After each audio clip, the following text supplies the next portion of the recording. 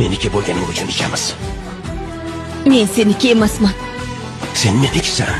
Men hech qachon seniki bo'lmaganman. Sen menikisan. Meni jonimsan. Bolamning onasisan. İnsanların arasında U seni xotining emas, o'rtacha xotini bo'lib qoladi. Ayolim.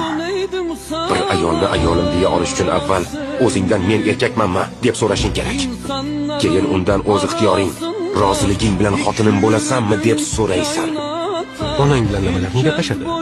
Onang Tohir akani yaxshi ko'radimi? Yaxshi ko'rsalar kerak. Tohir akam ba'zida oyimni Oyini nima qiladi, yigit? kuldiradi. Bilasizmi, oyim kulganlarida juda chiroyli bo'lib ketadilar. Lekin siz ularning kulgularini hech qachon ko'rmadingiz. Sevdim seni annem kadar sevdim seni dünya